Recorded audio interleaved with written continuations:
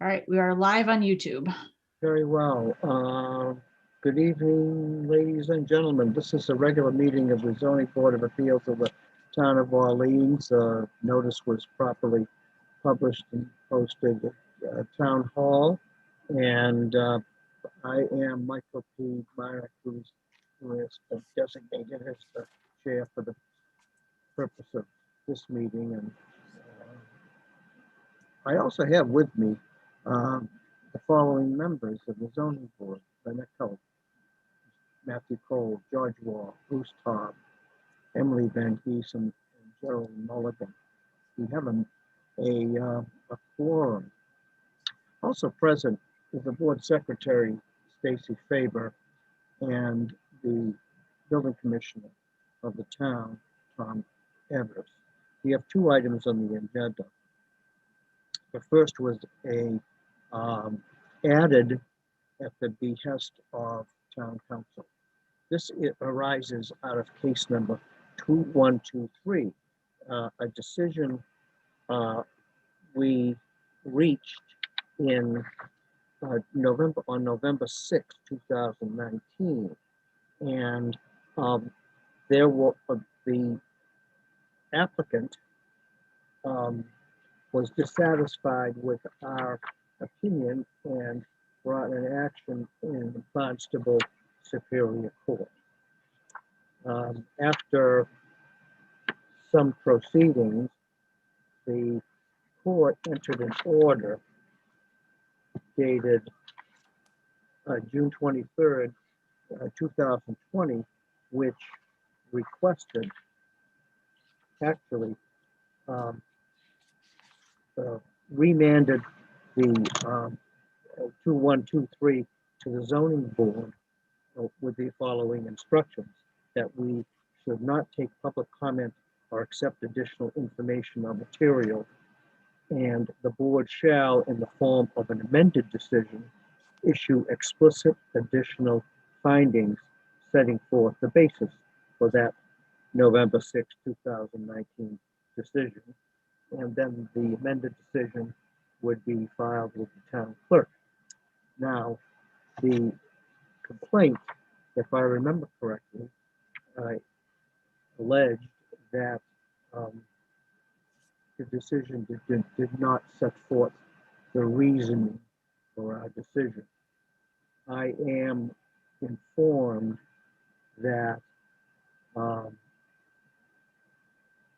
if our amended decision states that the applicant's appeal, Mr. Olivier's appeal of the building permit issued by the building commissioner, was for the sole reason that his appeal was for the sole reason of projecting what the use was going to be made of the single family home authorized by the building permit.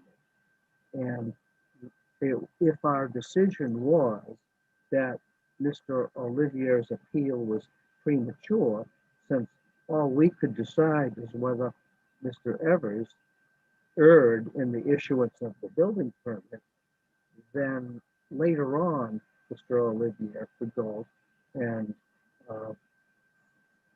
then complain that the building commissioner should enforce the proper use of the property.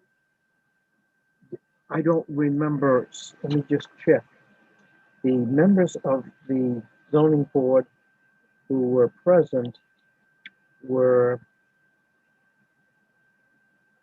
Ms. Van Giesen, Mr. Mulligan, Mr. Todd, and myself. Mr. Cole was excused from the consideration. And that's exactly what my memory is, that we decided that the building commissioner, the appeal from the building commissioner was wrong. And we dismissed the application because Mr. Olivier was claiming that the use authorized by the building permit was violated zoning. And our thinking was Well, the building permit was correct. The ultimate use of the property might be something different. So this, in other words, the complaint was that the decision which was filed was insufficient. And we can correct it now with an amended decision and therefore, and file it, and then the court would dismiss the Superior Court case. I think that's about as clear as I can be. Mr. Todd, did you understand what I was saying?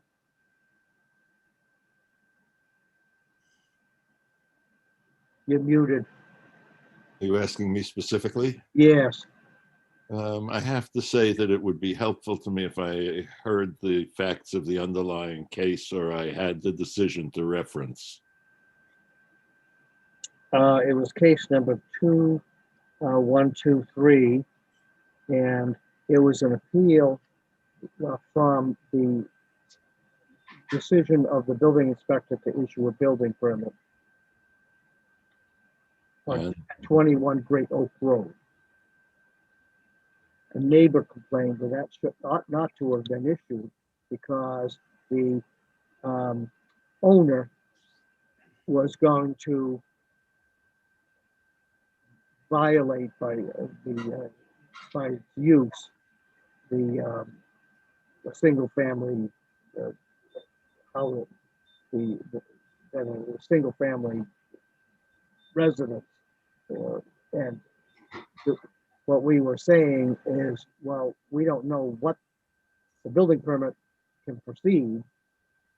The owner can build, and if there's a complaint later on that the use exceeds the permitted use under the bylaw, then a neighbor or anyone could come in and ask the building inspector to enforce the zoning. That's what I was trying to say. I recall those facts. And that is, I think that was the underlying, the rationale for our decision, except it wasn't stated in the decision. And I agree with that. I believe I was at that meeting, because I distinctly remember that we agreed that what the building inspector said was in his decision was correct, because there was no information or specificity that said this particular use was a violation of the requirements. And we basically also said that once they did that, if they started to use it as a destination resort, then a violation would be written and they would be cited. So yes, I agree. I think that's my recollection too. Absolutely. And your Judge, your exposition of it was far clearer than the one I just gave. So that's what I'm looking for. I'm looking for a vote to issue an amended decision, which would be identical to the original decision, but adding, and this is a motion, the following language.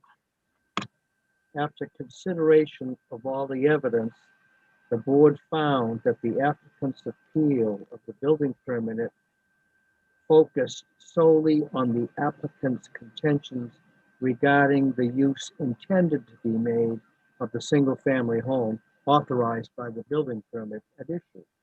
Accordingly, the board finds that the appeal was premature and that the only question before the board at this time is whether the building commissioner erred in the issuance of the building permit. The board notes that if the applicant subsequently has an issue with the actual use made of the single-family dwelling after its completion, then an enforcement request could be filed with the building commission at that time. I'll make that motion, Mr. Chairman. Thank you, Mr. Mulligan. I Any, would second it. any discussion on the motion? I need the following members to vote. Myself, Ms. Van Giesen, Mr. Mulligan, and It's on Mr. Todd. YouTube. It's not on it's on YouTube, however that works. Could I just ask a clarifying question of Mr. Evers? Yes, Yes, Have you issued any orders relative to this property since our decision? No, All right. And is it correct, Mr. Chairman, that our decision, would you state for the, would you read the bottom line of our decision? the previous decision, Mr. Todd, Please, sir.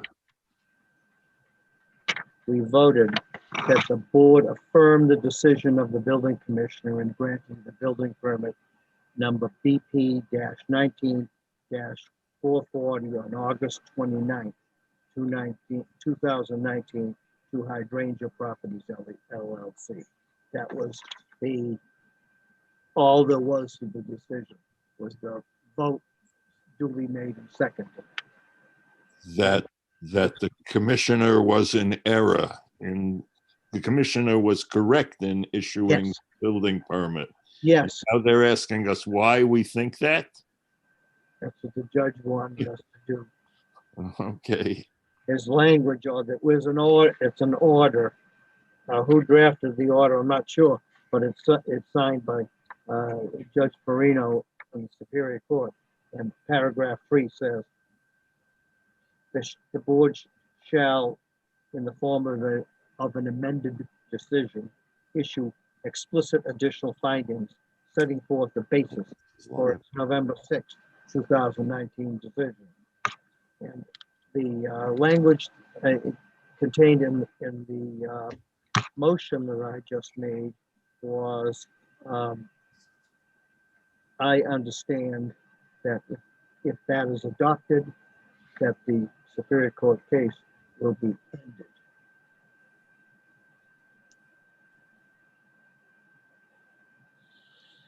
Then I'm going to ask to poll the following members. Mr. Marek, yes. Ms. Van Giesen, Yes. Mr. Mulligan, Yes, and Mr. Todd. I apologize, but could I hear the motion stated again for the record, please? Yes. The motion was to add the following finding and amend the previous decision by adding the following finding.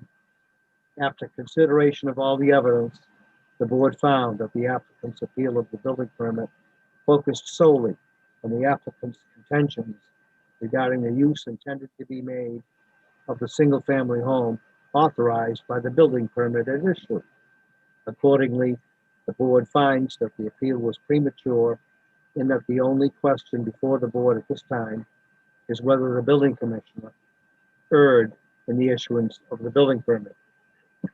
The board notes that if the applicant subsequently has an issue with the actual use made of a single-family dwelling after its completion, then an enforcement request could be filed with the building commissioner at that time.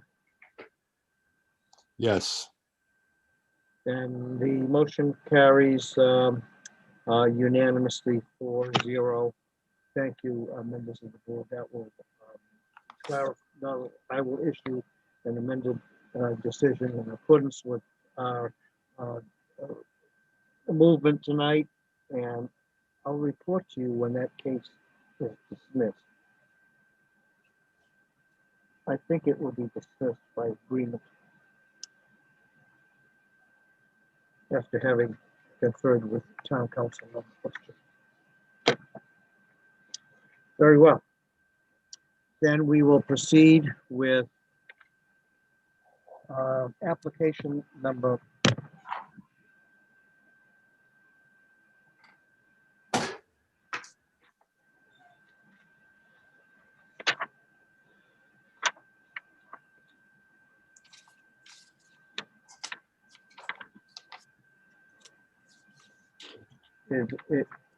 it's the application of Penrose LLC under Chapter 40B, property being located at 19 West Road at 10 Skater Corners, Orleans, Massachusetts. The application was duly noticed and all appropriate abutters have also been given notice. Is there anyone of the board have had any communication with the applicant or any of the applicant's agents, which ought to be disclosed to the board, the public, or would otherwise constitute a conflict of interest? Michael, I was present for the applicant's presentation to the Orleans Affordable Trust Board presentation. Are you still indifferent? Yes, and that presentation was also disclosed in their application. Very well. I declare that all members of the board are impartial and indifferent, and we can proceed with this application. May we all hear from the applicant?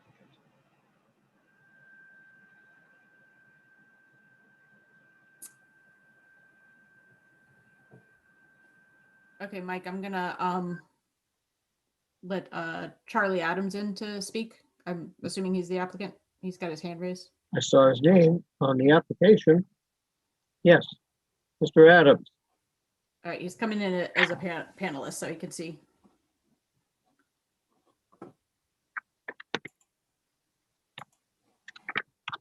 Oh. Probably help if I unmuted myself. That probably would be better, right? Thank you. And if I could indulge, I've got Andrew Singer, our attorney, with us, as well as some members of our design team. Could I ask that they be let in as well? So that would be Andrew Stebbins, Joe Henderson, Rio Sacchetti, Mish Crowley. Did I get everybody? Who am I forgetting? Those individuals may be admitted to the hearing. All right, so I got Andrew, Mish Crowley. I took myself on video. I think I got Uh, everybody. I think Rio Sacchetti, Ryan Kirikoff. Actually, he's not joining us. Rio Sacchetti. Great, I just added that person. perfect. for you. And Joe Henderson. I don't see Joe on here. Oh, I see Joe. Yeah. He's That's Joe. essential. Okay. Gotta Did have I Joe. forget Andrew? Did I forget Michelle? Did I forget anybody? Forget everybody? I think Okay. that's good. I believe you're correct. Great. Thank you. Thank you for having us tonight. We really appreciate it. And what we've done is we have a PowerPoint that I think will address many of your questions that you have for it. It's our first presentation here. We know we don't have all the answers, but what we really would like your feedback on the stuff that we have done. We have made some progress, a fair amount of progress since the materials that you do have in front of you. Because we've had some meetings with various folks, and I think we made some great improvements. I think you'll be pretty excited to see. And so we'll go through all that tonight. If I may, Mr. Chairman, I've got a little PowerPoint that I was hoping that I could go through. That's Yes, acceptable. please, Great. All right, I'm you may do that. gonna do my best to share my screen. See if this works. How does that look? Does that look right? Oh, yeah. If people see the screen, it should say Orleans Cape Cod 5. Yes. Okay, great. This little bar, well, that's right. Okay. And then let me see if I can move this here to get out of the way so I can, okay. Okay, this should work. Okay. Basically, here we are today for it's the Cape Cod 5 Savings Bank, which you all know much better than we do in town. Just a little bit about what we want to do. I want to talk a little bit about who we are as Penrose and our team. We'll talk about the site, and then we'll get into our development concept and some of the public engagement and next steps. So just to give you a little background on who we are. So Penrose, we are a owner, manager, developer of multifamily housing. We're in about, well, I guess up at this point, almost 20 states in the District of Columbia. We've been around for about 40 years. And we've done over 17,000 units of housing in 265 plus developments.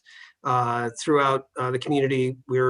Our sweet spot is partnering with cities and towns such as yourselves to work on creating sort of a shared vision, and the work that you guys have done already on this Cape Cod 5 Savings Bank. It was very meaningful, and we're trying to execute that vision for you. We can get a little bit into that. A bit more about who we are. Whoops, I don't know where that showed up. Penrose Today. So even though we're a large company, we are still a very nimble, small company in a sense that we're basically we're a privately held corporation run by basically 3 principals. And so they're actively involved in all the work that we do. I mentioned we're active in those 20 states, and we actually have 6 offices specifically throughout our territories, one of which obviously is Boston, and that's where me and my team are based. Rio Sacchetti is on the phone with me representing our team from the Boston office. These are our core values. I won't go through all of them, but the one I think that's most critical and important is sort of the one that's right at the very top, collaboration, as I alluded to earlier. We really try to approach developments with a sense of collaboration with the cities and towns in which we work. We're not interested in doing something that people aren't interested in, and so we really want to make something that the community will be proud of, and we'll be excited that we're doing in the community with them. So I throw up a little of this slide basically to show 2 things. One of which to show you that none of the things that you see on here is what you're going to get on the site. And the reason that is because every opportunity that we do, we develop it particularly unique to the site and the community in which it's located. And so that's the approach that we've taken for your site. And it's also a little different because there actually is an existing building that we're working off of. But I put this slide up to show you that, to give you a sense of some of the types of things that are important to us as a developer in terms of community spaces, access, individual access to units, differentiation of buildings, even when they're larger to make them appear smaller, active spaces for gathering and for recreation. A little bit about how we sort of came here. Many of you may know us from the work we just completed in Eastham, a very exciting project that we did in the next town over. And we were very pleased that the town of Orleans actually supported the work that we did there through the CPC. We were very appreciative of receiving $100,000 from the CPC for the work we did there. That development is now complete. It's 65 units of housing. So it's going to be very similar to the concept here that we have 62 units here. There we have 65, 10 of which are for workforce, and the rest are what we call affordable, and we'll get a little bit into that. This is a vision of our community room that we have at our site in Eastham. We won't have a separate community building here. There's not a room for it on the site, but this gives you sort of a sense of some of the furnishings and things you'll see that will appear in the building. So a little bit about the site, where we are. Obviously, you know much better than we do, but just to orient folks, this is the site where the Cape Cod 5 Savings Bank is. One of the things that we're picking up on is the previous feasibility studies. You folks as a town, particularly the Board of Selectmen and pulling in the Affordable Housing Trust and other groups, have spent a long time actually looking at this site and targeting it for use as affordable housing. And so there have been, as you know, a number of studies that you commissioned as a town to work on it with the bank. We were able to look at those studies, follow those studies, and actually come up with a scheme that represented the vision of the site that the community actually wanted to see at that. So there were a number of options that were presented, and we've tried to model our plan on the one that folks were most interested in seeing there. We do have a purchase and sale agreement in place with Cape Cod 5 Savings Bank. They've been a great partner to work with and are very committed to seeing this happen at the site in terms of it being developed for mixed income housing. So obviously, you know about the building. It's very, for those of you that don't know about it, it's very interesting because it was developed, it was renovated over time. Originally, this is the original building, which is actually the back of the building now. So this is the original building, had an entrance off of the back. As you progress around the building, sort of orient yourselves to if I go back to this slide here. So this former entrance is off on the back on the left-hand side of the slide in the back of the building. The new entrance you can see is off to the right. It was added on to. Here's the new entrance for the building. We'll be maintaining that access to the building and then adding on to the site over here to the right, which you'll see. The site itself is actually 2 parcels put together that total about 3.5 acres. That you can see on here. Here's the main entry, and here's the existing building. If you can see my cursor, I don't know if you can. Okay, good, you can. I see someone nodding. So this was the original entrance. This is the new entrance, and this section was added on to create that new entrance. A little bit about the income mix I mentioned before. There are 62 total units. 52 will be in the main building, and 10 will be in townhouses across the road. The breakdown that you see here basically represents what can be accommodated within the existing building, and also tries to get as close as we can to the state preferences for the number of how they like to see the bedrooms broken down in terms of 2 and 3 bedroom units. So they will include units at various income levels. About 13% of the units will be for folks at 30% of the area median income. 10 of the units will be at workforce, and then the balance would be at 60% of AMI.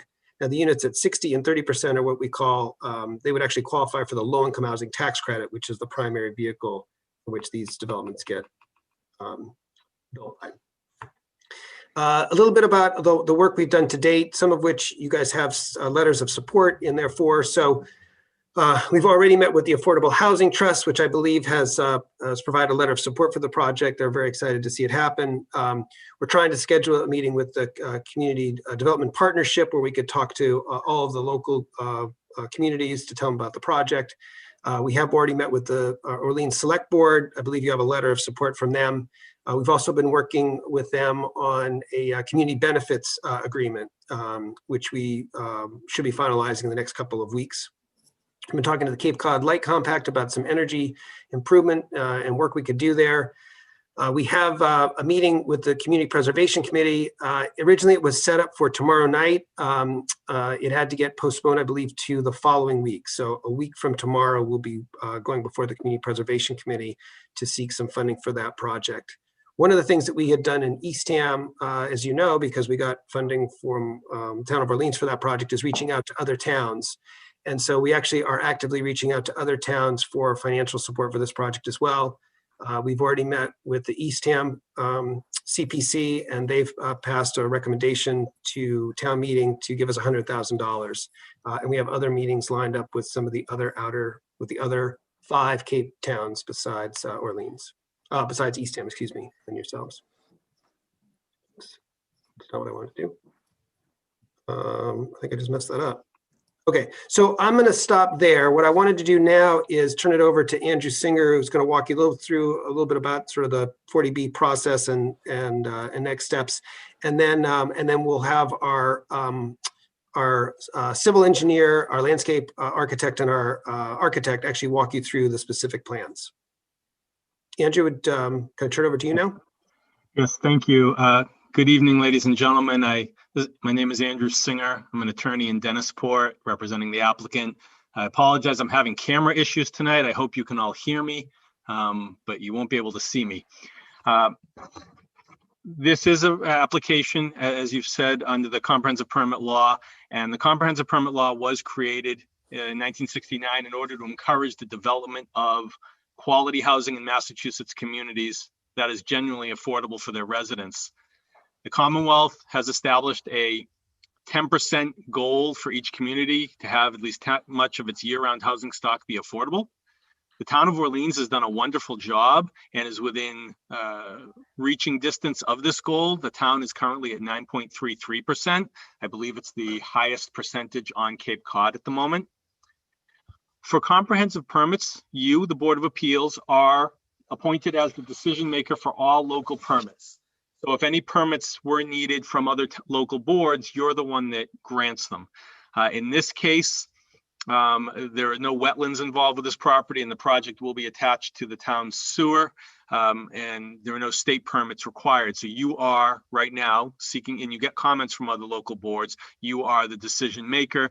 You act on the comprehensive permit by majority vote, which is different than your typical actions under special permit and variance requirements. In accordance with the rules and regulations that have been issued by the state, the applicant has to demonstrate 3 jurisdictional matters to you to support his proposal. The first is that the applicant must be either a public agency, a nonprofit organization, or a limited dividend organization. Penrose, the applicant, will be a limited dividend organization. Second, the project must be fundable by a subsidizing agency under a low and moderate income housing subsidy program. That is evidenced by a project eligibility letter. Such a letter was just issued yesterday. A copy has been provided to George Meservey, and Mr. Chairman, a copy will be provided to everybody so that you have that for ultimate review purposes. It does find that the applicant and the application and the project are fundable. The third jurisdictional matter is that the applicant have the site under control, and the applicant in this case does have a purchase and sale agreement with the Cape Cod 5, evidencing that site control. When you review a comprehensive permit request, the legal standard that you look at and that you need to determine is if the proposed development is consistent with local needs. Approval with conditions is allowed if such conditions do not render the development uneconomic. Now, arriving at what is consistent with local needs and what is economic involves a flexible balancing test and a series of compromises among several worthwhile and competing local rules, regulations, and policies. You'll be balancing the need for affordable housing with zoning, environmental, health, safety, site design, open space, and planning impacts. The goal is to create quality housing that is affordable for qualified individuals and families, and which will be a source of pride for not only the applicant and the residents, but also the town.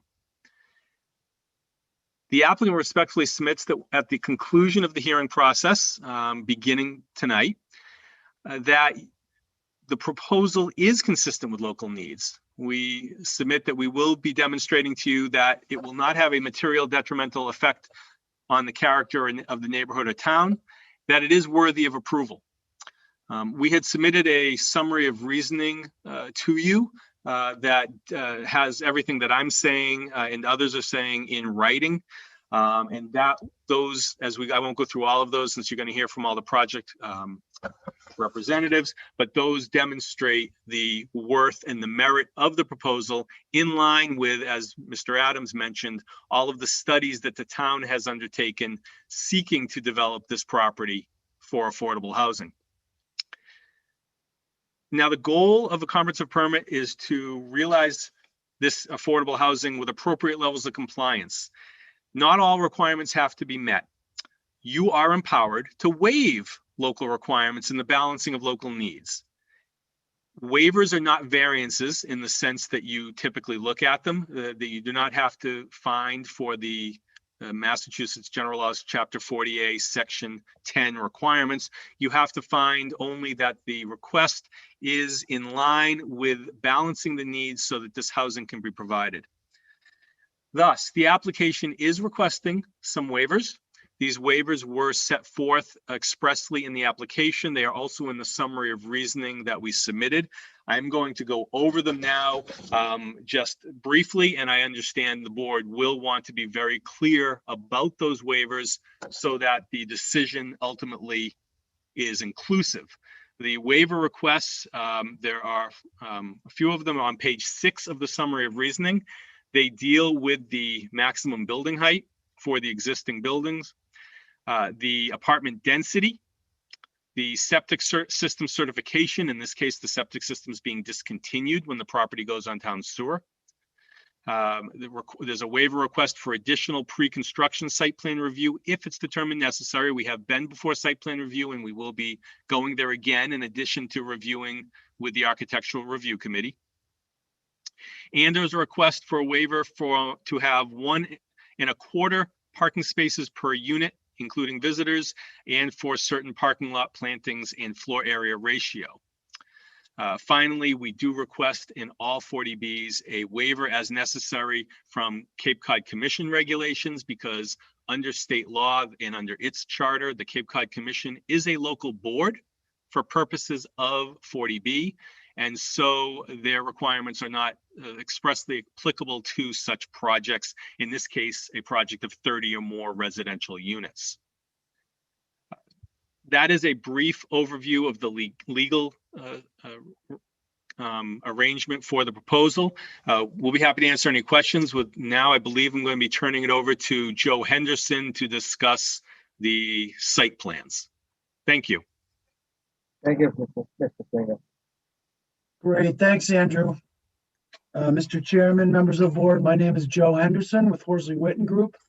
And we are the site civil engineers for this project. And Charlie, are you gonna continue to? I can do that if that's easier for you. I'm happy to do It's that. up to you. Yeah, if you wanna, Yeah. why don't I share my screen, actually? Okay, I think that'll be easier. probably safer. Yeah, I'd probably mess it up. I think you need to stop Oh, I have sharing. to stop sharing. See, I've already messed it up. There we go. Let's see, so I wanna share.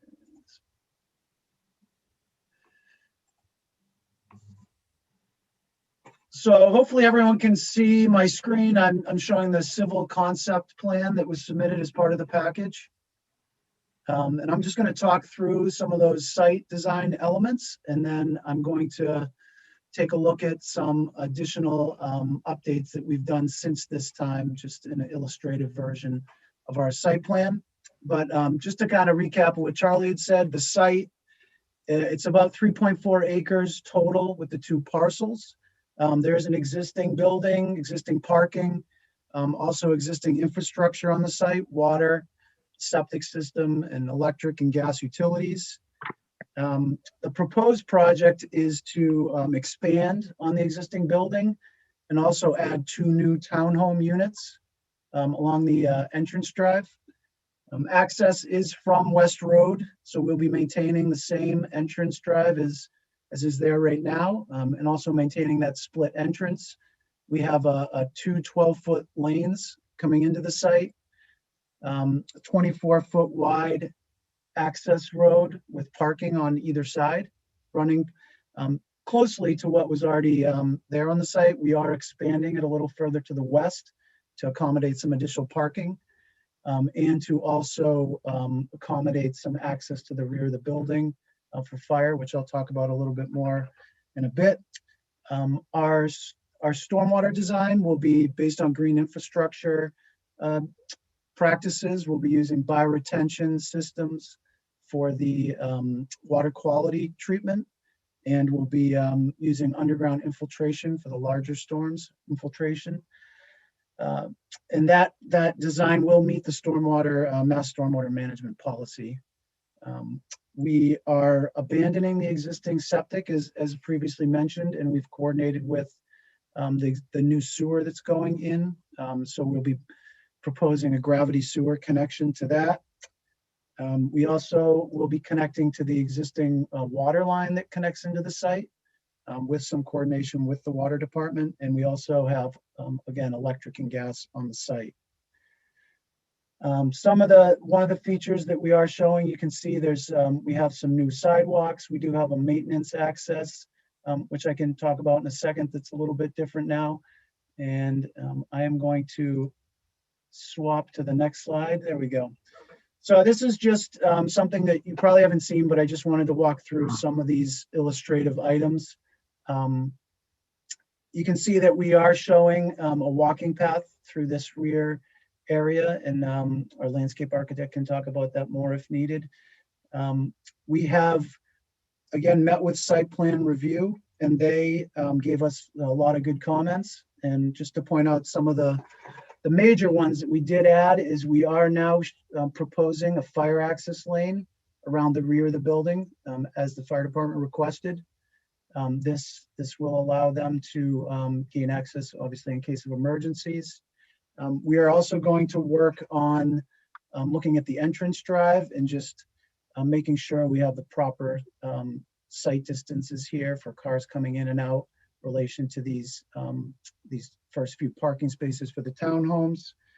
We also received comments from the water department, and we'll be working with them closely on the exact location of the water connections.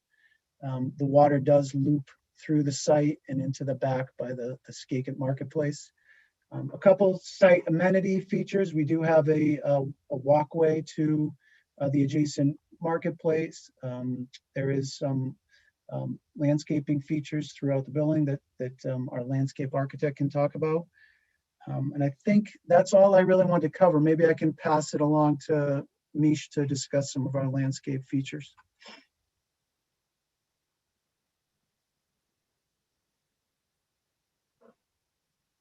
Mish, you're on mute.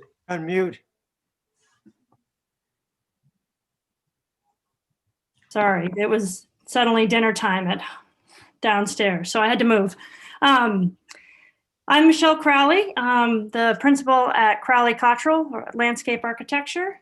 And just to go off more from what Joe was saying, on the right-hand side of the screen right now is where we're proposing a playground, as well as community gardens with a picnic table. There's quite a bit of topography in this area that is existing. I don't know if you remember from the original image that Charlie showed. There's a sort of a steep slope with all the stairs, and we're going to be maintaining that sloped area in there to as much a degree as we can. But then we have this walking trail that goes, or exercise trail that can go all the way around, that goes around the building, and then it also goes around the area in the woodland area on the backs of the townhouses, as Joe pointed out. We're using all native plantings throughout the site. And in the front of the building, we have several walkways that go to the front door, and then we have a larger terrace, again with some planting intermixed in there, but this is more of the community gathering space. We're showing several bike racks in multiple locations, and we're across the parking area is a hedge of evergreens, because so that we can screen the parking for the neighbors. And then the yellow and blue are different lighting. So street lighting for the parking, some post lights, and then the blue lights would be more of a bollard light, so at more of a pedestrian scale for the lighting. In the bioretention ponds that Joe discussed, you can see a couple right in the center of the screen here. Those would be planted with native plants and with that flower, different seasonal interest. And so we think of these as an amenity to the site. The idea is these aren't just these pits that you sometimes see outside shopping malls. And so we think it's front and center. So we want to make sure that that's planted really beautifully. I think that might be it, unless I forgot something. Charlie, did I forget? And so I'll move on to Andrew, who's going to talk about the architecture. Sure, thanks, Mish. Actually, I think the previous slide's a little better for the ground floor plan. Just you can see the site a little better. Thank you, Mr. Chairman, members of the board for meeting with us tonight. My name is Andrew Stebbins. I'm a senior project manager for the architectural team. I've had the pleasure of working with Charlie and the Penrose team on the Eastham job, bringing that project to life, and working with them on several other deals, similar deals such as Wareham. So we're excited to be here. It's a great building, a great candidate for rehabilitation.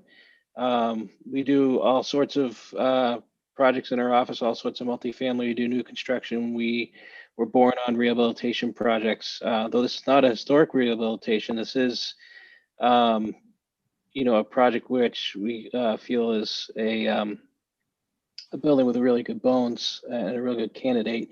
as evidenced by, the initial studies that were done by the town that we, leapfrog from. So as Charlie had mentioned, the building on the box on the far right, the original building with the entrance to the bottom right there. And then the addition to the building was in the middle piece here. So the nice thing about these buildings is that they're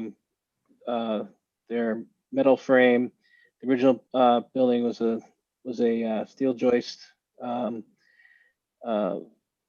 structure with concrete, and then the building in the middle, the addition is concrete and steel, which makes it nice. We can work unit footprints into the plan without having to deal with existing bearing conditions.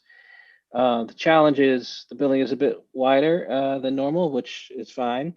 And then especially on this this plan, which Misha referenced and Joe has referenced too, is that the building, the site slopes from the top of the page up to the back of the page. So all these areas towards the bottom of the page, as you go around the existing building and the proposed, are actually set into grade.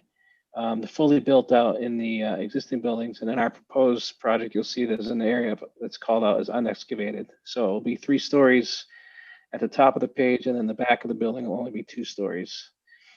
The way the building works now, as Charlie had said, we're going to reutilize the existing entry.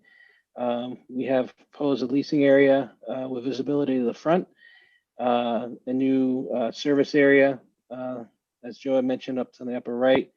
And then the middle portion has some nice amount of square footage for some nice interior amenities, some with a natural light. We have a club room which spills out to Misha's courtyard that she described, and some other program which may not need natural light, such as a fitness room and other maybe business centers, another program that can be set into the hill. Next slide, I guess. So here's an image of the first floor. So you can see where we're noting the line between the existing rehabilitated building and the wood framed addition. So the wood frame addition is proposed to be 3 stories. Will be aligning with the floor levels of the existing building, but building the building out of wood frame construction, which is allowable by code. Next slide. So as we move up to the next floor, so you can see here we have a pretty efficient building. It's a double loaded corridor, which is great, very efficient. The unit sizes are going to be, very similar to projects where we're not running into an existing building. I'd say the other a few challenges we have found since we made the initial submission that was submitted in December is a couple things. Number one, we'll likely need to provide more openings than that are there today. So some of the living rooms will need 2 windows, and so some of these areas we will need additional openings.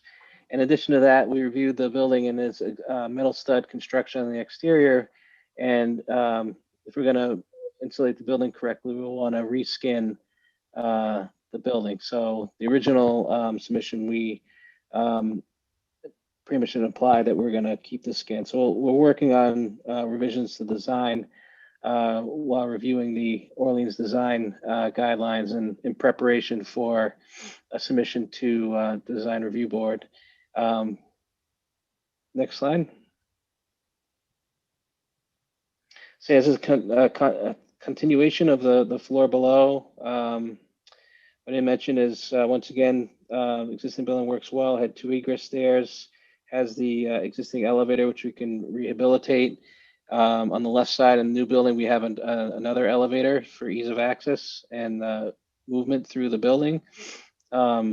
Fortunate that the existing site has a generator that we expect to be able to reuse for the project, which is great. So we can help power up some of the commons in an outage. Next slide. So that's the flats building, we'll call it. So the townhouse building here, so we arranged these townhouse buildings to be street facing. but they're also designed to be less like chopped up townhouses. The massing and the design is going to assimilate to a single building with multiple entries. We feel like that massing and the size of that building will play well with the existing flats building. So as we continue to work on the design, we'll see that materialize. But generally, yeah, each building has 5 units. The building on the right is just 5 townhouses, which run from the first floor to the 3rd floor if they're 3-bedroom, first and second floor for 2 bedrooms. And on the left side, we do have a larger box, so we do provide a handicap flat style 3-bedroom, so that there's a handicap 3-bedroom for the project. So there are only 3 units showing. I'm sorry, 4 units showing on this ground floor, but there is an additional unit above. So each building has 5 units each. I think that's it. Next slide. I think we're thanking people. Thank you.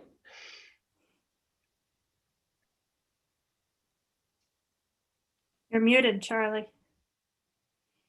All right, let me try that again. Thank you for letting us go into that presentation, and obviously we're open to any questions, comments, feedback. If we could, Joe, maybe if you're controlling it, could you go back to the overall site plan? Probably be this one here probably is best.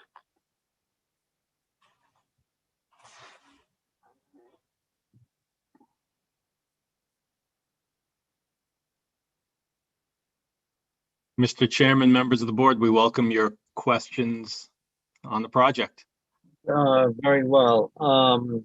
Before I do not have a letter from the select board in the file.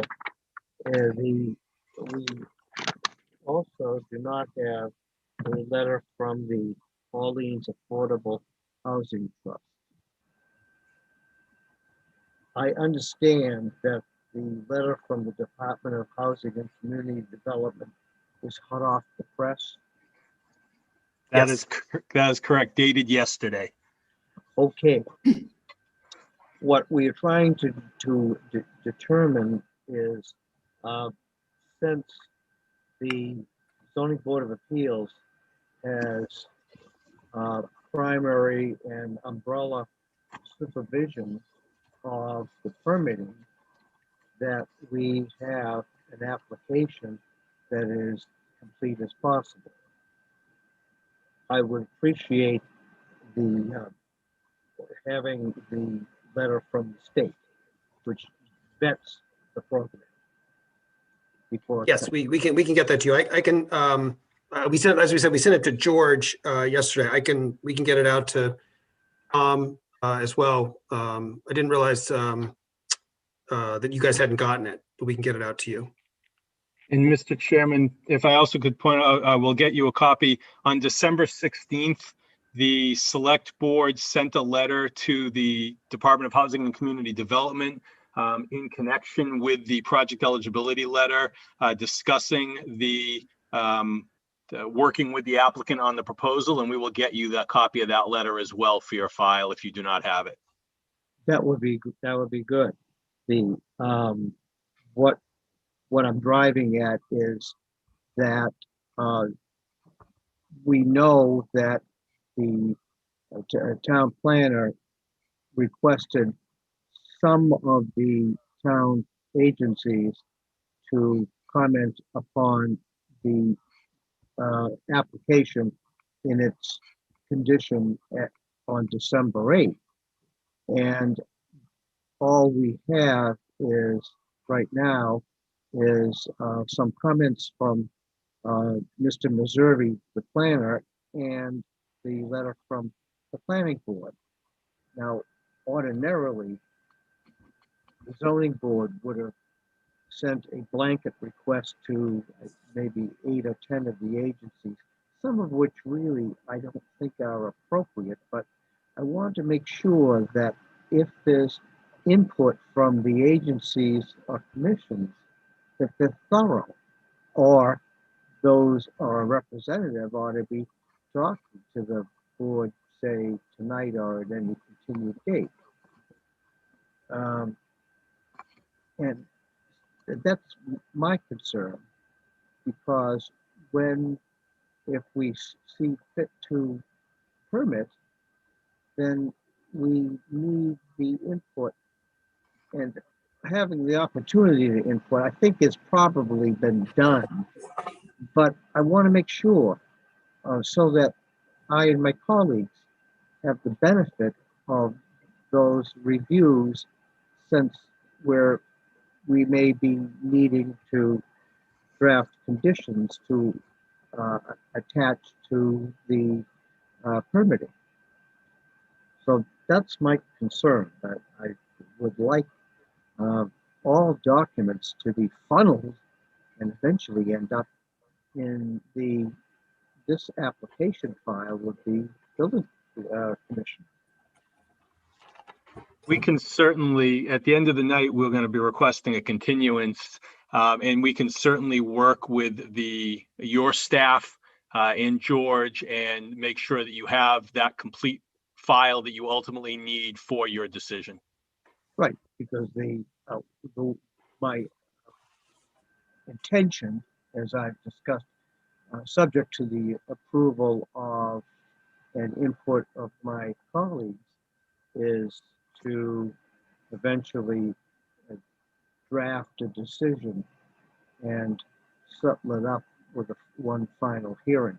We'll probably have that, and some of that is negotiated. It is a bear to do that, because there's no way that we can, we're not sitting down in the same room and working it out. And but we can do this. We can do this. So those are my preliminary questions. Have you had the benefit of the lengthy report from the traffic consultant? Yes, we've got the report from the traffic. We commissioned that. Yes. All right. Yeah, that was our report. He had that consultant, on page 8, had some recommendations concerning project access and some comments under the title Transportation Demand Management that you ought to be talking about, whether those comments were sensible, whether they were justified, and whether they're subject to acceptable conditions. So, yeah. And you may not be ready to do that tonight, or maybe you are. Yeah, I think one of the things that we're working with is on the making some revisions to, as you heard from our folks, is at that front entrance, some of the parking. So I think that some of those will address some of the concerns that he had, or some of the things he raised about the entrance. The thing that the most important thing is that there's no increase in the traffic count there in terms of level of service, which I think that was very clear. Yeah.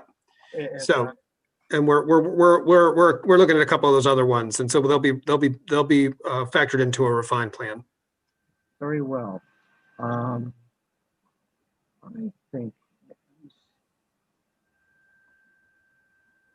I mean, the key critical one, Mr. Chair, is really making sure that the fire department has the access around the building, and that was the biggest input we got when we had that meeting with the department heads. And so our team has done a good job here of being able to create a path around there. And we need to finalize and make sure that the fire department is comfortable with what we've done here, which we believe that they will be based on the feedback that we got. But we do need to put this in front of them, make sure he's on board with what we've done. And what we've seen in the past is that the fire department would talk about access, and depending on the size of their engines, and that might be subject to condition, but maybe not, depending on. I mean, I haven't. Fire chief has, or his designee is not here tonight, I don't think. And yeah, so I think our goal. Sorry, I apologize. If you're adopting eventually a particular plan, and we refer to that in the permitting document, then that will carry through and then it becomes engraved in stone. And we don't have to worry so much. We may not, subject to what my colleagues think, of attaching petition to make sure Yeah. that you have that passed. You see That's what I mean? correct. Yeah. Yeah. So what we'll do is our goal for a continuation, as you heard, we will ask for a continuation. Our goal between now and then is to actually come back and have sign off from the fire department that we've done it correctly. And if we haven't, we'll continue to figure out how to do it so that we have that. One thing I just wanted to say about the entrance, you know, what I would really love to do is to keep this boulevard here. I think it's a great amenity for the site. It's a gorgeous entrance to it. And so, you know, our team has really worked hard. I've asked them to work really hard to try to figure out how to keep that boulevard. And so that's created some additional challenges for us on how to do that in terms of some of the traffic and parking. We're going to continue to work to figure out that we can make that work. Ultimately, if we can't, we'd have to get rid of the boulevard, and that would solve some of these issues and concerns that folks have. But our goal really is to try to not do that. Really try to keep that boulevard. So that's what we're going to be trying to do between now and the next time we meet. Well, I'm looking at at the overhead which Joe Henderson put up. That wasn't part. See, that wasn't part of it. It's extremely illustrative and simple to understand, but it's the first time I've seen it. Yeah, no, we do recognize it was the first time we've seen it. We were trying to get information into you as quick as we could to get on the agenda, and we knew that after we had submitted the information to you, we did have that meeting with the departments, and we wanted to go ahead and start to address their concerns and see the progress that we've made. Obviously, this is the first time you're looking at this, so you'll have this. We'll send this to you, and you'll have this now. If you want to make additional comments, to think about it and look at it by the next time we come. Good. That would be great. Yeah, but we think this is much better than the original thing that we sent. I think this, it's really coming along. Yes. Another thought of mine is you're looking for a waiver, for example, of height, but I couldn't find anywhere in the documents plans accompanying the application what height you do have for any of the buildings. Andrew, do you want to comment on that? I could add between hash marks, but it still was something above that, if you know what I mean. Absolutely. I know the height of each floor, for example, but we don't doesn't know. We know what the cap is, but where are you going to be so that we're waiving? We know what we're waiving, or at least the public will know what we've done with it. We won't ask you to do that basic math. We'll do it for you. We'll have our architect do that. Andrew, Andrew Stebbins, you want to talk about that? Yeah, I'll just talk briefly. So obviously the building's there and it's existing. So the interesting thing with these type of roofs, if you notice in the existing aerial, it's a flat roof building with a mansard attached to it. And so at some points, depending upon the way the town's bylaws read, they'll measure the height to the flat area and call the additional roof a screen. And other times we'll have boards that will define the roof to the midpoint or the top of the mansard. So I think it kind of depends where we measure. Obviously, we're dealing with an existing structure, so we're not proposing anything that's taller than that's there now.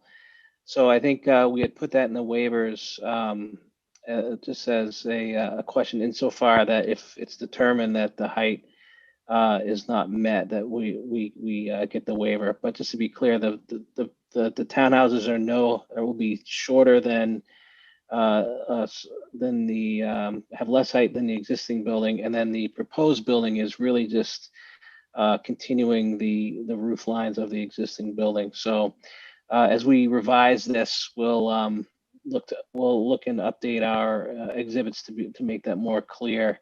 And if I have a question, maybe I can reach out to the town, whether it's the building inspector, just to make sure we have a clear understanding of how that's measured. Might very well be in the documents on the original permit for the existing structure. But that was just a Point. comment. I didn't know how high it was.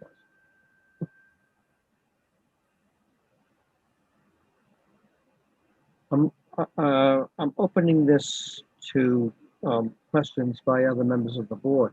Does any member of the board have a question of any of the speakers? Yeah, I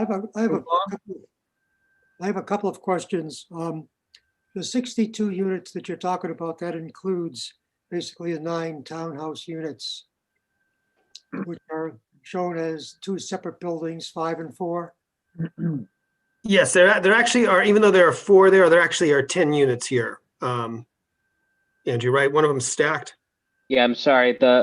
Yes, I didn't describe that very well. So on the left building, there's 3 townhouses which go all the way up, and then the last 2 units are this rectangle that stacks one on top of the other. So one's a flat that you walk into, it's single story, and then the one above it has a stair that runs up to the same sort of shape. So there are 5 units per building.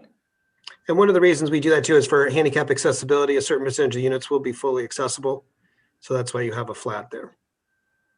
Okay, so Just to follow up on that specific note, just to, if people didn't pick that up, but of the townhomes, each of them have their own individual entry. That's really key and important. So there are no shared common hallways with anybody. That's critically important. So the 62 units does include 10, which are in the townhouse building. Correct. The basic description in the plans of the 62 units is referred to as the flats building, I think, with breaking out that's not a, I understand what you're saying, but. Oh, maybe we said it wrong. I apologize. Yeah, so it's 52 units in the main building with the addition, and then 10 townhomes. Second question is, when they broke down 30, 60, 10, with 10 being workforce percentages, what does the workforce term mean? Sure. Let me clarify. It's actually not 10%. It's actually 10 total. So 10 of the 62 will be workforce. So workforce is a program that the Mass Housing specifically has funding for, that you can apply for, and their definition is either 100 up to 110 or 120% of the area median income. And I know you're going to ask me what that is, and I don't know the answer to that, but I'm hoping Rio might be able to quickly get that answer for us on what that is.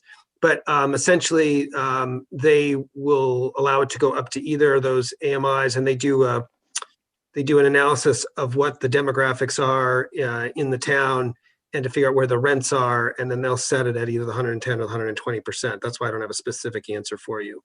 Okay, but they are not considered to be what might be also called affordable.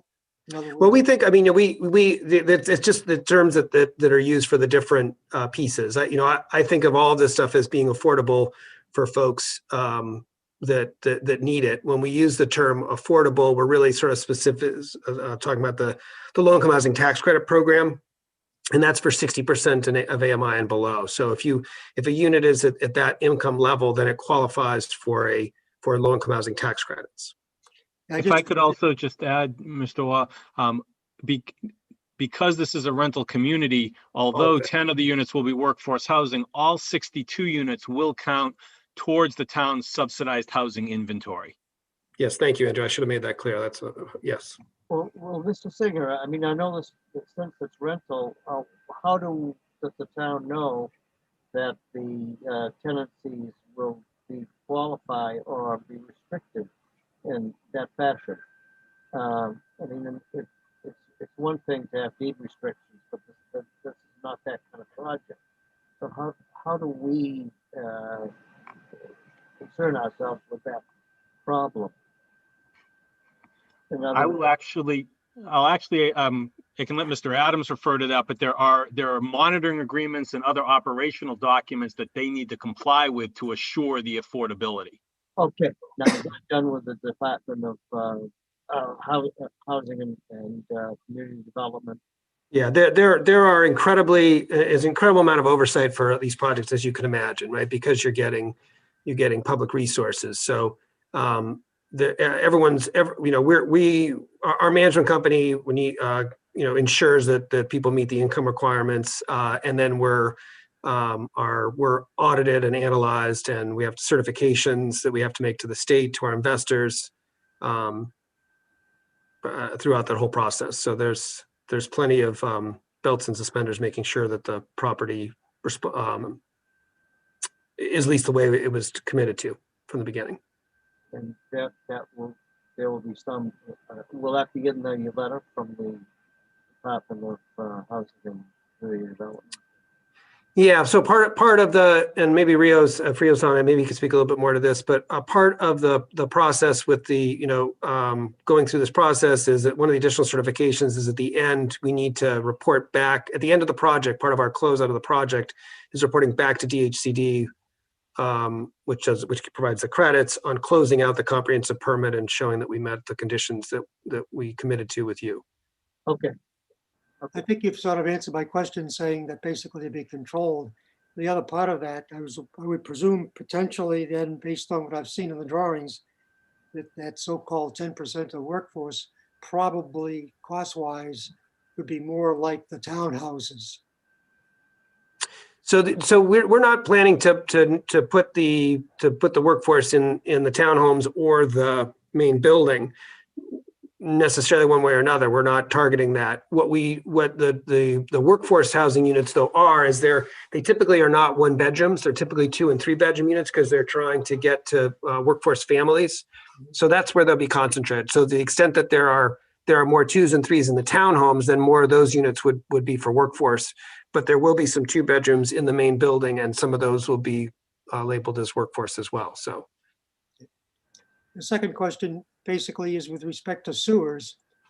And I guess one of the conditions, and that's certainly up to judgment, but obviously you cannot open this facility until the town sewage treatment plant is ready and you can provide a hook to it. Correct. So whatever, I'm not sure what your schedule for finishing this is, but that gets involved. Yeah, I mean, yes. I mean,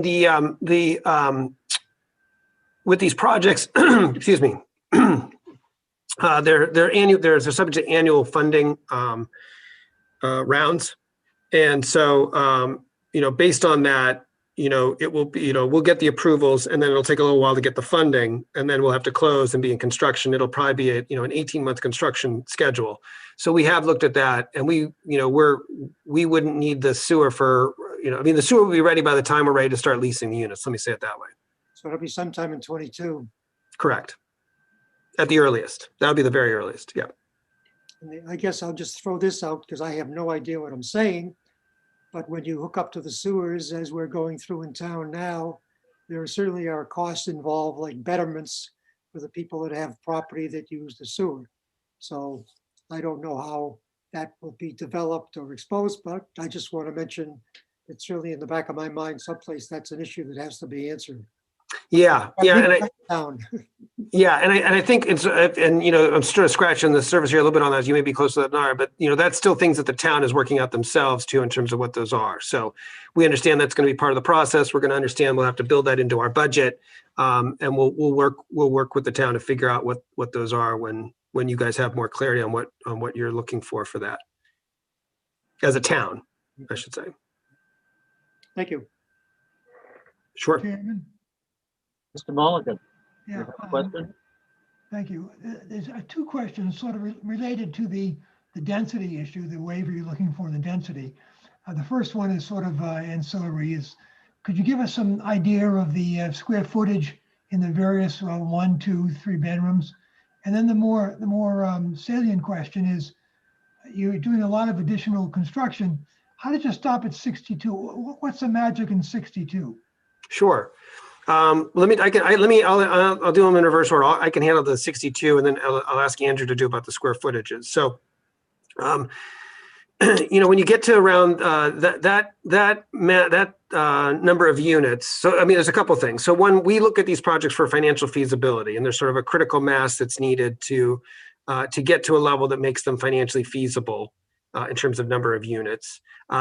On the other side of that financial feasibility, there's also a limitation about what resources are available for the state. So it ends up putting you in that box of, say, around 60 units, plus or minus. And so that's kind of the box where these projects are most financially feasible.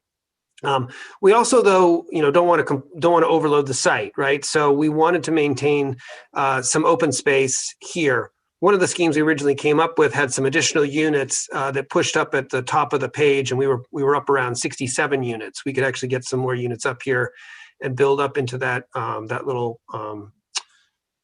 rectangular piece that you see going up. I wasn't comfortable doing that. I felt that was too much for the site. It was too many units on site. It was taking away too much open space. So we pulled back from that and wanted to maintain that open space there and pull back to a 62 unit model. And that's sort of how we came up with that concept. So the financing box is sort of it's not really a box. It's a minimum threshold, and you got to get to 60. And then is it gravy over 60? In other words. Well, I wouldn't necessarily call it gravy because all the units need to be subsidized. So no one unit, there's no one unit that supports itself from in terms of the cost of construction, right? So we need subsidy for all the units to build them just because the cost of construction is so high and the amount of debt that you could generate from the income doesn't support the cost of the construction. But the limiting factor, excuse me, I can't talk, becomes the state only allows sort of so much money per project. There are certain funding caps on some of the sources that we use. So not to get too much in the weeds, but the low-income housing tax credit is the primary vehicle. That's tapped out at $10 million of credit for each project. And then there are various soft loan programs that they have, affordable housing trust funds, housing stabilization funds, a whole variety of programs, and each of those has their own individual cap. So when you start to layer them up, that starts to be the place where you start to max out. Now, that's another reason why we're doing the workforce units, those 10, because that allows us to tap into some additional resources from mass housing at about 100,000 per unit that'll help to pay for those units as well. So it's kind of an iterative process. Yeah, I got it. Good. Thank you. That's very clear. Now, what about the size of the units? Yeah, Andrew, do you want to talk about the square footages for the 1s, 2s, and 3s? Andrew Stebbins? Sure. Yeah, so the ones are, so this project's interesting because we're fitting into an existing footprint here. So no, the proposed building, we have a little more control about, the box sizes. Those are approximately 650 to 670 square feet. And that's DHCD likes to measure from the inside face of the drywall around the box. And then the 2s will be anywhere from 900 to 1,000 on the flats, and then the townhouses are a little bigger than that because we have to account for the stair access up to about 1,100, and then the 3 bedrooms are 1,250 to 1,300. Once again, those are just in the townhouse units in this case. Thank you.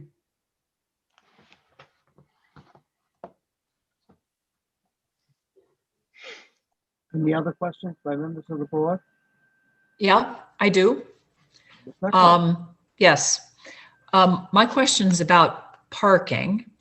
And the first one is just to make sure I understand the waiver that you're asking for, which I read the part of the zoning regulations that said that if the parking reduction is greater than 20% of what is required, then you have to get a waiver. So I take it it's greater than 20% from what the standard is. Is that right? Andrew or Joe, can you comment on, do you know what the This is Andrew Singer. We can confirm this for you, but our understanding is that for for this proposal, it wasn't so much a reduction of 20% or more. It was that the standard parking is 1.5 spaces per apartment unit, and what is being proposed is 1.26. And Right? so that was that was under a 40B scenario. It was the number is the rationale for the request for the waiver.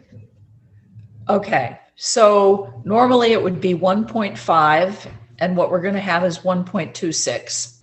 Correct. So my question is, if a lot of people that live here have two jobs, and they each need a car, and there's not enough parking, what happens?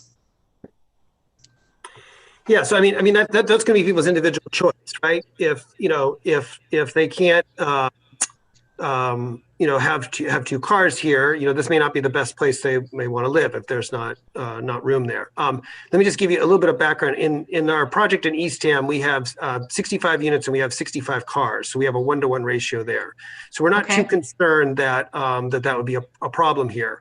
But actually, those are people's choices. If they have 3 cars, and this may not be the place that they want to live, right? So, but we're not too worried that's going to be an issue here, because we feel we will have parking to accommodate anybody that would want to live here, because of the ratios that we have down in Eastham. Okay. So, well, you're saying it's 1-to-1, right? Just 1 car per unit in Eastham. Yeah, we have 65 cars and 65 units there. And you have 25% more here. Correct. Right. And we have more capacity there as well. It's just utilization. That's what I'm saying. We have, yeah. I'm not saying we build a 1-to-1, but I'm saying that we actually, we feel good enough. As long as we're over 1-to-1, we should be able to, it should be fine.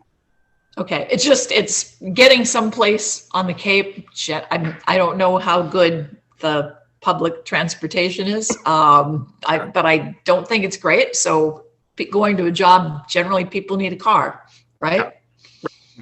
One thing, you're absolutely correct.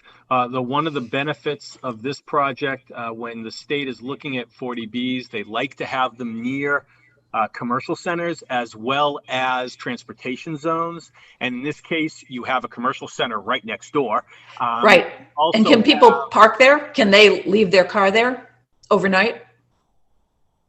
It's private property, so I wouldn't want to, it's a separate property. It's not there, but there is a bus service route that does come right onto that property, and is going to be a pedestrian connection between this site and Skakit Corners, right? So that people can get up to not only the shopping but also to the bus.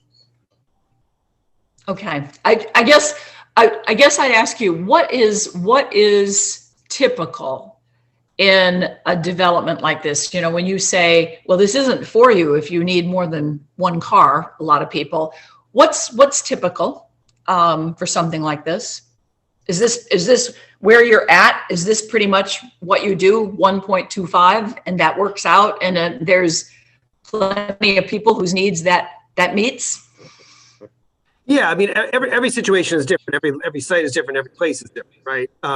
But we're confident that that's going to be enough parking, for folks. I mean, ultimately, it's if there isn't enough parking here, then we're not able to lease the units, and that's on us, and we lose rent, and we lose credits and all that. So I wouldn't be doing this if I didn't think that that ratio is enough. And based on the experience that we have across our portfolio, through our other sites throughout this area and in other locations, that ratio, I feel, is sufficient for a site of this kind with a number of 1-bedrooms and that we have here, particularly.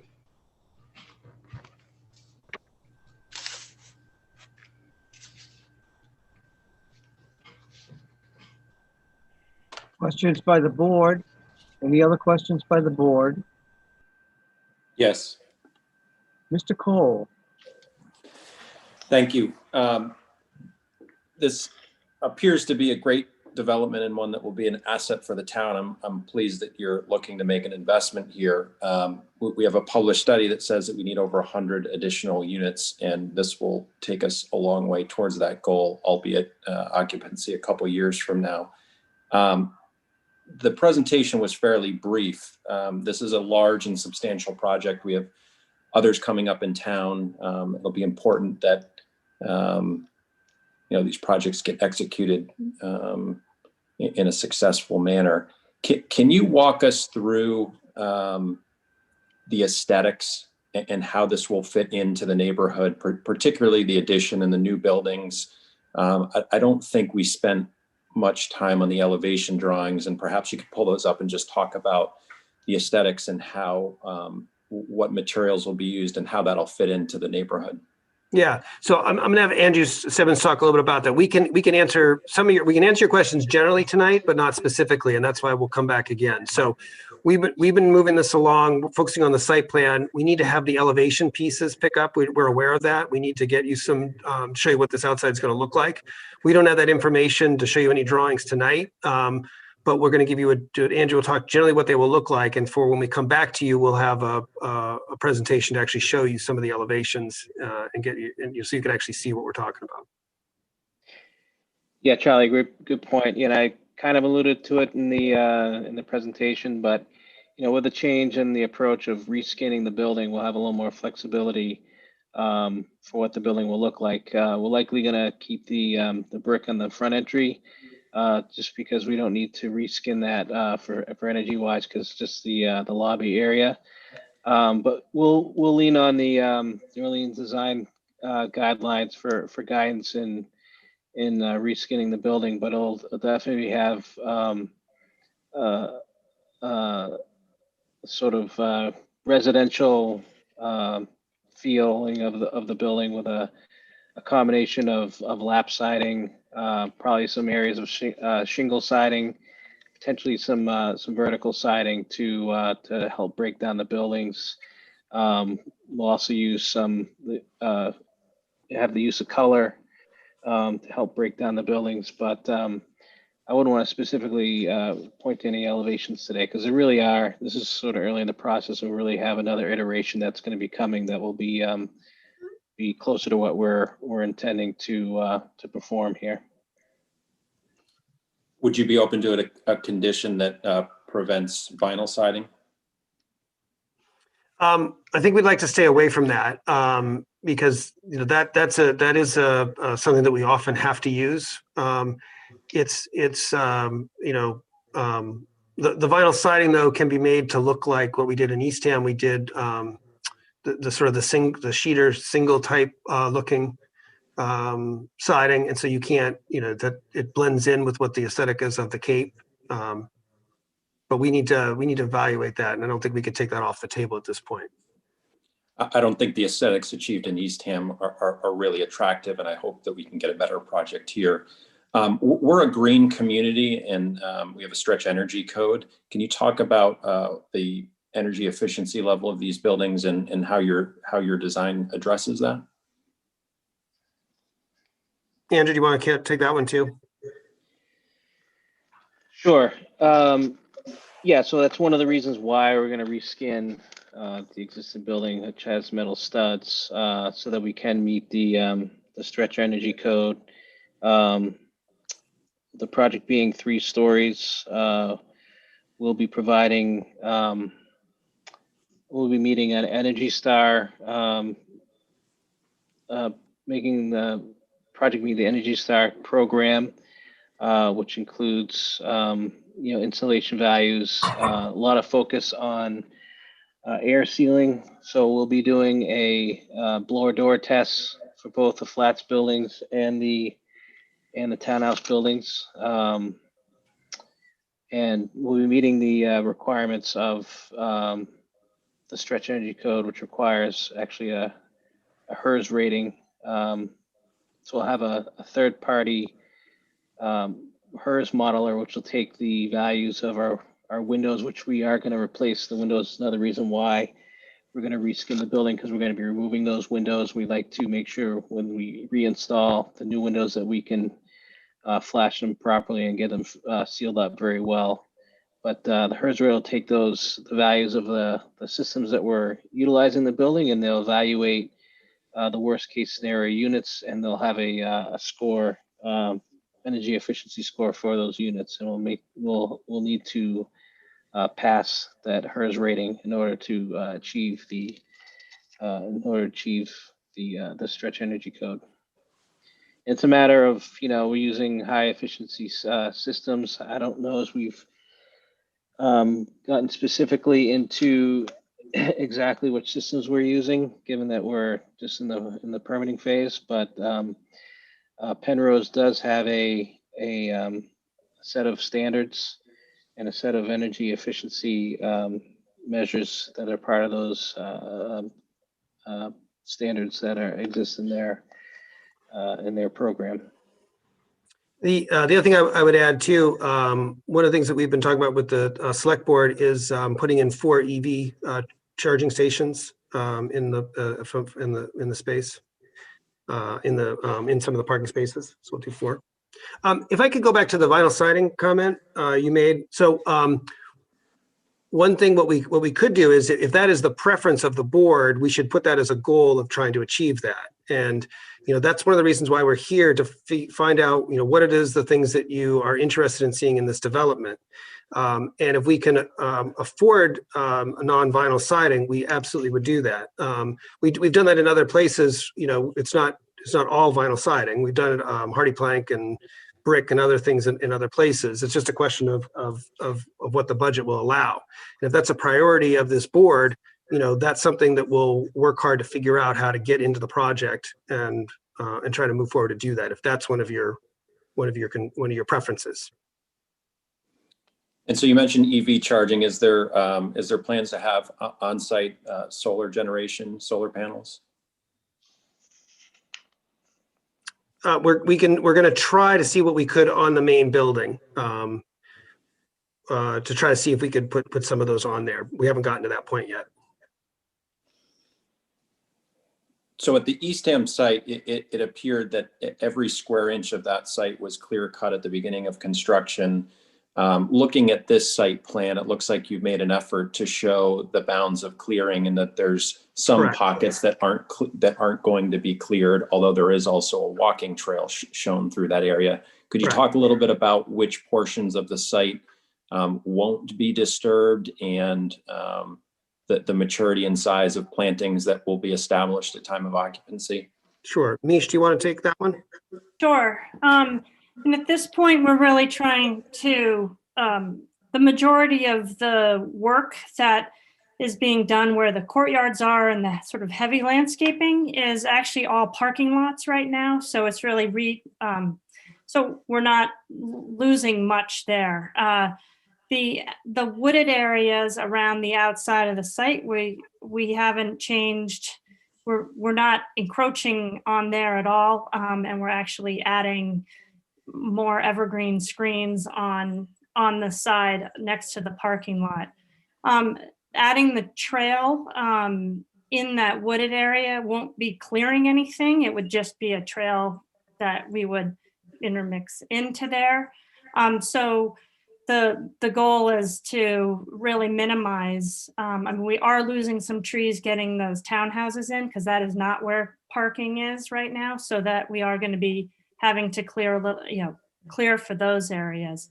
The plantings that we're proposing it does come down to budget, but our goal is to have this really nicely planted right off the bat, so hopefully we can get the trees that would be 2.5, 3 inch even caliper trees on some of them, and then decent sized shrubs and throughout the area. And then all of the, like I was saying, the more of the rain gardens, we would do some plugs for planting, so it'll establish a little faster, but in general those are seeded, and within a season they're pretty full and you're already getting wildflowers in there. So Yes, thank you. The 8 or 11 parking spots out in front of the outermost townhouse sure appear to be pretty dangerous. And I was happy to see that in one of the town reports provided. Is there an opportunity on site to relocate those somewhere else, or do you anticipate needing to amend your waiver as those spots get modified? Joe, do you want to talk about what you're trying to do with the parking a little bit? Joe Henderson? Sure, yep. So I think what we'd like to do is maybe eliminate some of the islands to gain some spaces along this entrance drive. And then we could also look at adding some more space. We do have a little bit more room in the back.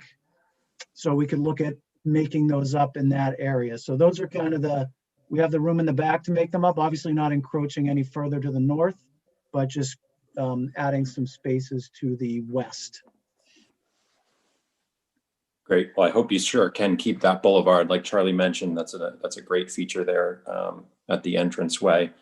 The unit count, 10 being workforce, is there any consideration given to having market rate units in this development, and what was the thought process there? Yeah, that's interesting. We could take a look at that when we built the budget. Well, let me put it this way. What our experience has been is that those are workforce units, but that they're fairly close to market rate, right? And so there's not much of an advantage if you simply call them market rate because you're missing out on some of the opportunities to get some of the workforce housing funding. So that's sort of where we started from, and that's where we came from. We sort of worked backwards. We originally, the thought was, based on what we had read, is that the town wanted this to be 100% affordable, and right below 60. And so we said, well, we can still do that, but still add these additional 10. So I guess what I'm trying to say is we came at it from the bottom up, not the top down, right? And how we got to that mix of the workforce plus the affordable. So we pulled them out of the affordable into workforce. That's what I'm trying to say. And I apologize if you mentioned it earlier. What are the monthly rates for the workforce units approximately? Rio, do you have that? When you pulled up the incomes, the AMIs? Is Rio on?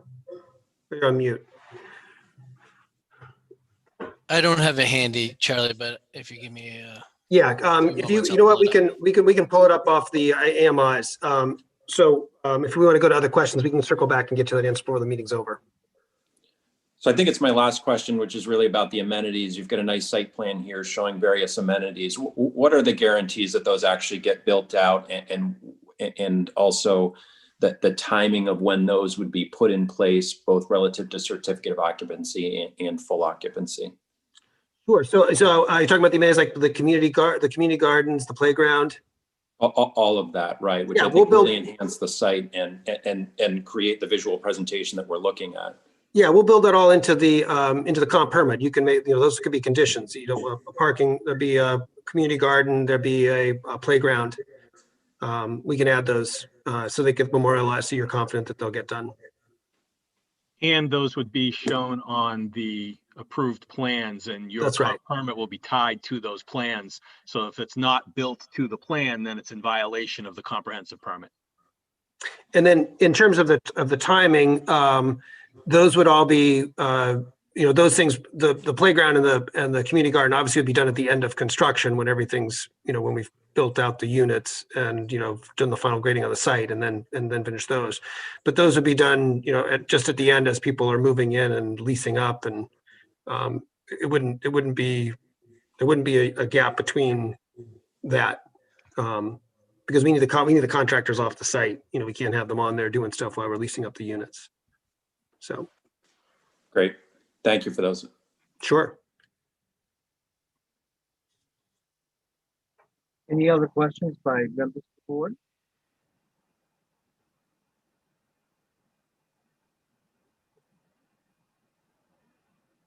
Is there any commentary by, well, first I need to ask you, Mr. Adams, what do you have in mind for moving this hearing forward?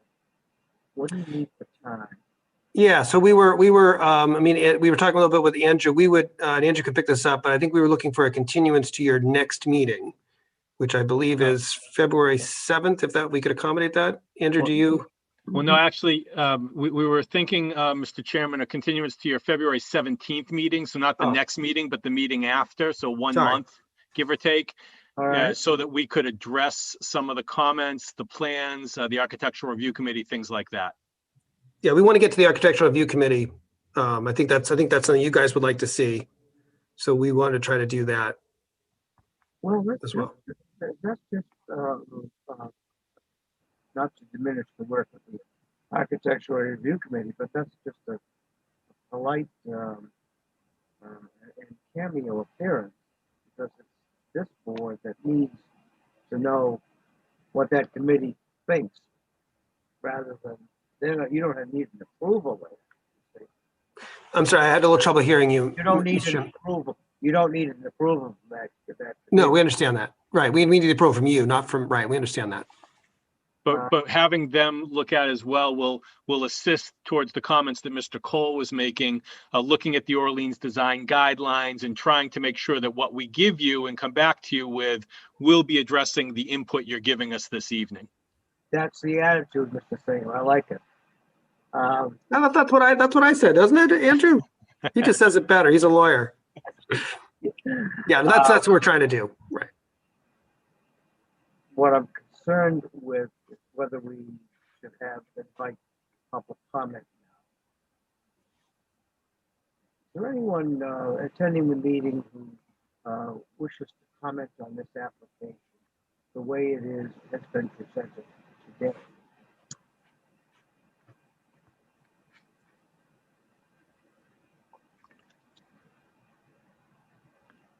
Hey, Michael, this is Sarah. I just want to say, if anybody in the public, please use the raise your hand feature on the on your Zoom app.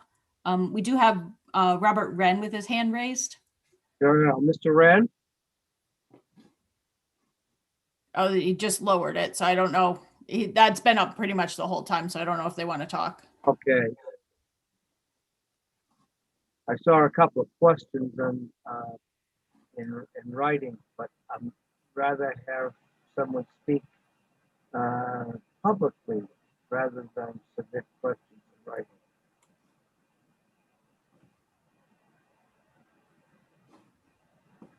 Okay, I have Fran McLennan. I'm going to allow her to talk. Yes, please.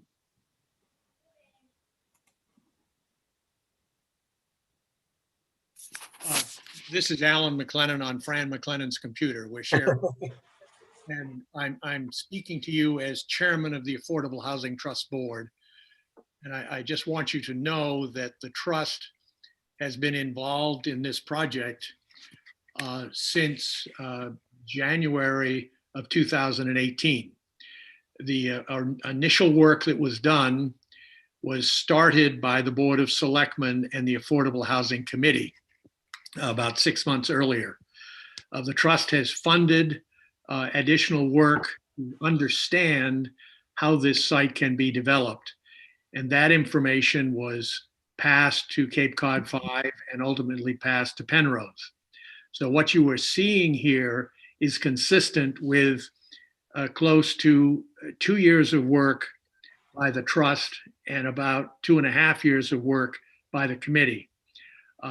We have participated with the Board of Selectmen in their letter that went to the state and supported that. And we have supported the request to the Community Preservation Committee that has been made by Penrose for an additional $2 million. So although you do not have a letter on in the file from us, you will be getting one shortly expressing the fact that the Affordable Housing Trust Board of the Town of Orleans supports this project and supports what you have seen this evening. This is a fascinating case where the Town of Orleans reached out to the Cape Cod 5 several years ago and pointed out that we were interested in seeing them, upon vacating this site, transferring it into affordable housing. And the trust and the committee in the town of Orleans have participated together to make that work. So we are supportive of what is before you. We recognize there are details that have to be dealt with. I think one of the compelling things that I heard this evening was because the window requirements of the units in a commercial office building are different than the window units in an apartment building, the fenestration is going to change. And I understand how the architect is saying to you, we can't show you elevations yet because we haven't quite figured out how to do it yet. So I think that's something that we will see in the future. But I'm familiar with the architectural team and their approach to projects from an earlier career that I had. So I know that they will produce something that is a benefit to the town of Orleans. Thank you very much. Mr. McLennan. The interest of this board is to You did that. accommodate the concerns of the town and its residents, but not to micromanage the project by insertion of a large number of conditions. Just want to be thorough, and that the decision, if we should decide to grant you the permit, is complete and definitive, so that you and the town will know exactly where you stand. So what is the best way, Mr. Singer, to work out a punch list of the information that the board has referred to throughout this hearing, and make sure that we got it on hand on February 17th? Well, Mr. Chairman, one of the benefits, I guess, of doing these meetings by Zoom is that I'm sitting at a desk. So I have taken very good notes as to everything that I have heard. I think everyone on our team has probably done the same thing. What I would suggest is that I will put together a summary of what I have heard. We will review George Meservy's letter, that he sent to you, and we can put together, and incorporating everything we've heard from the various board members, and we can put that together in what we're going to be putting into our revised submission for you guys for, let's say, the February 17th meeting. Very well. Very well. Mr. Chairman, may I ask a question? Yes, Mr. Dodd. Would it be out of order to ask if there, just for curiosity, was anybody who was attending this meeting who had hoped to speak in opposition to this?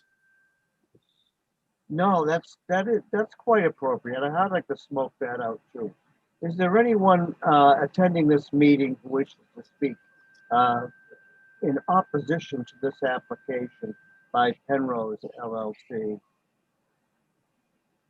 Mr. Chair, this is Sarah again. I had Greg Baker, who had his hand raised still for prior to, I think he had a question that he had put in the question section. He had two questions, and they tagged with Mr. Cole's questions about electric and siding, I think. Solar. Thank you, Mr. Baker. You're welcome. It's time for bed. Gotta go. Yeah, apparently Alexa says it's time for bed. No, Mike, I got a question before, if you don't mind, before you move on to the opposition. I got two hats, town resident plus, my capacity as a fire inspector. At first glance, I really appreciate the accommodations you've made here. Of course, I would have to, go over it with the chief and the deputy chief and see if they have any concerns. I guess my first question would be to how wide is the access path going around the back of the building? I'm not sure what the scale is there. And then another avenue, a question would be I noticed the trees, and the trees are concerned because of overgrowth. We constantly are fighting a battle at the fire department in getting to the people that need our services in the middle of emergency.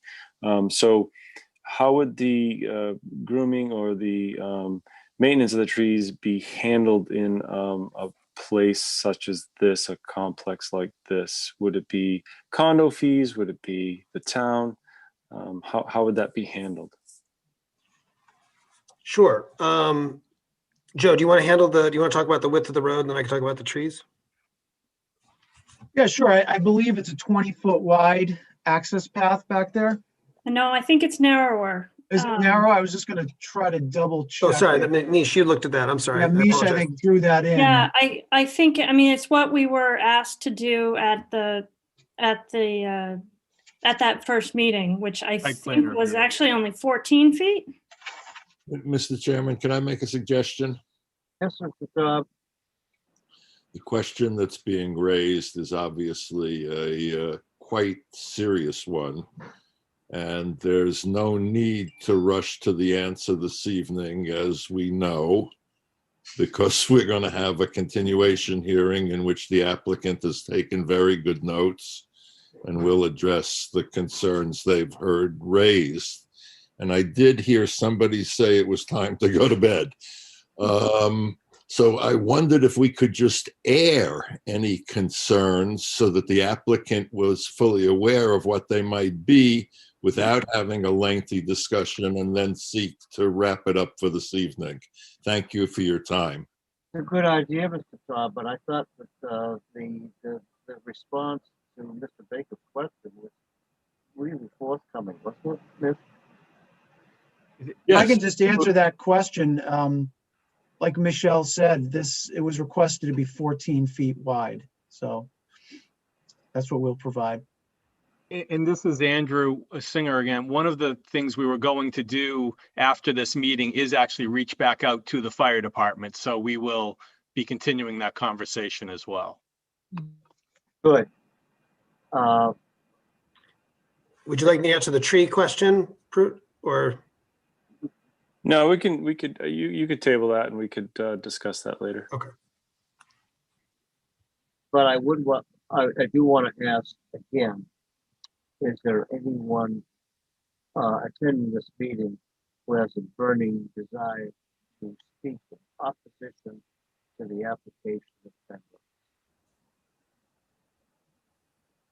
I've seen in the comments, Jay Lenga has an opposition, so I'm gonna allow them to talk. Very well. All right, Jay Lenga, you are able to talk.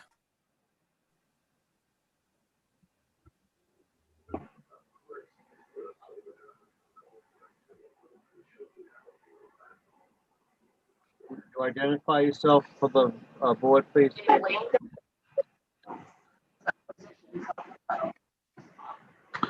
Sure. Sure. This is Jeff Lagana. I am a resident at Somerset Condos, and I also this is my vacation home. We live in Connecticut, and we have seen many affordable housing complexes come. I think we lost Mr. Lagana. Yeah, they just dropped out. Very well. But I do have all his messages that he has left in both the text chat and the Q&A chat that I can have printed out if you'd like them for the record. I would like them for the record, yes, but I'm not going to read them in the form that I read them, but I will hold them and consider the Okay, I will make sure I will save them for the record and email them to you. That will be fine. Thank you, sir. Mr. Chairman, if I may, just want to acknowledge that Rio did post the information about the income limits and the rent in the chat if people wanted to take a look at that. I did see that. Okay, I think that addressed Mr. Cole's question. Yes, thank you for posting that. And Mr. Singer, you're asking for a continuance for 2 weeks. You will reduce that to written form and an email to the board, would you please? Yeah, yes, if we'll ask for a continuance to February 17th now, and I'm happy to put that in writing in an email in the morning to you, but to the board. Very well.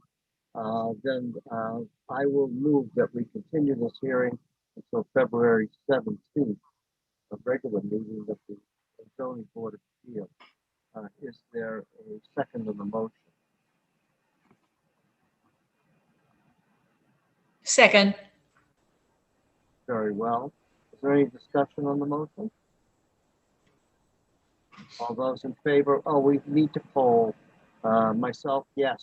Ms. Echo, Yes. Mr. Walk, Yes. Mr. Mulligan, Yes. Mr. Cole, Yes. Mr. Giesen, Yes. Mr. Cobb. Yes. Motion carries unanimously. Then we're going to see you again, Mr. Adams, and your group, and Mr. Singer, on February 17th. Absolutely. Yeah. We you. appreciate the comments and feedback we got tonight. We will we'll set to work addressing them and come back to you with the definitive answers on those things. Great. Great. Thank you very much. And Thank you. Do you have any questions about what I've set forth as the procedure? I'm pretty comfortable with what you said. I feel like we have a good roadmap from where to get to from here. Okay. I Good. agree. Good. Great. Well, thank you very much. We really appreciate your time and consideration. I have no further business to come before the meeting. Is there any new business? Then I need a motion to adjourn. So moved. Is there a Second. All those in favor? Aye. Aye. Aye.